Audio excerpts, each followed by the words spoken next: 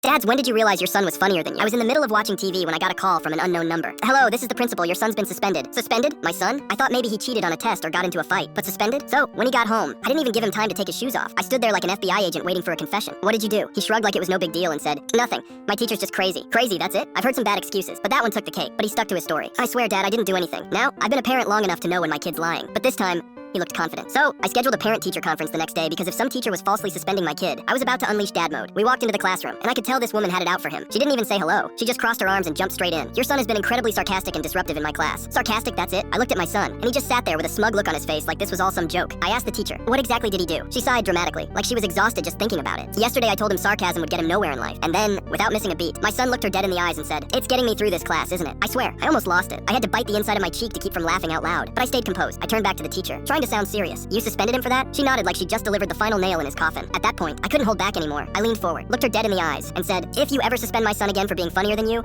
I'll get you fired. Her face went from smug to pale in two. 5 seconds. Suddenly, the suspension wasn't a problem anymore. She started backtracking, mumbling something about reconsidering his punishment. But I was already grabbing my son's backpack. We walked out of that school like we'd just won a court case. And on the way home, I finally looked at him and said, you know, you might actually be funnier than me. He just grinned and said, really? Nope, you'll never be as funny as me.